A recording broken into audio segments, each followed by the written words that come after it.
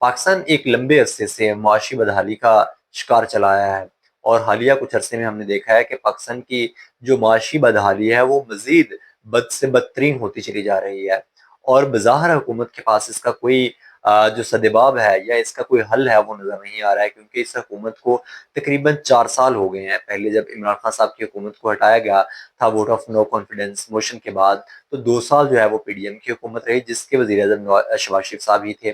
اسی طرح سے 2024 کے جب الیکشن ہوئے تو اس کے بعد بھی تقریباً 2 سال ہو گئے ہیں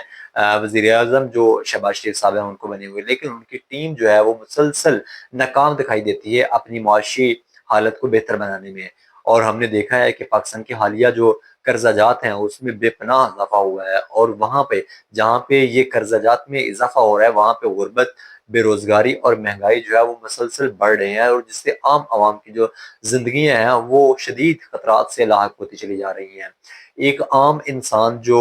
محنت کش انسان ہے اس سے تقریباً اب زندگی کا گزارا کرنا اس کے لیے ناممکن ہوتا چلا جا رہا ہے، اتنی معاشی بدحالی ہے۔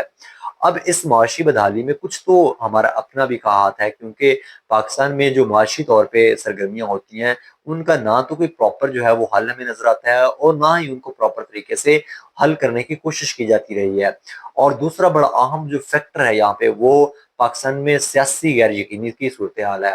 ہم جانتے ہیں کہ جب بھی کسی ملک میں سیاسی طور پہ غیر یقینی کی صورتحال ہوگی وہاں پہ معاشی طور پہ بھی غیر یقینی کی صورتحال ہوگی۔ ایسا ممکن نہیں ہے کہ کوئی ملک سیاسی طور پہ جو ہے وہ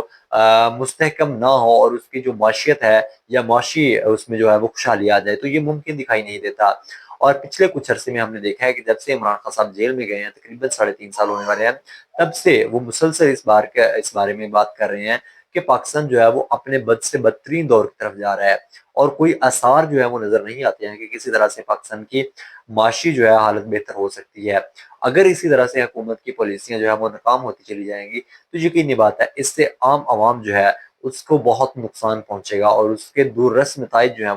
وہ سامنے آئیں گے۔ ابھی ہم نے حالیہ کچھ عرصے میں دیکھا کہ پیٹرولیم پرائسز میں بے پناہ اضافہ ہوا ہے، اسی طرح سے جو کسان تھے ان کی فصلوں کو بہت کم قیمت جو ہے وہ دے کے خریدا گیا ہے۔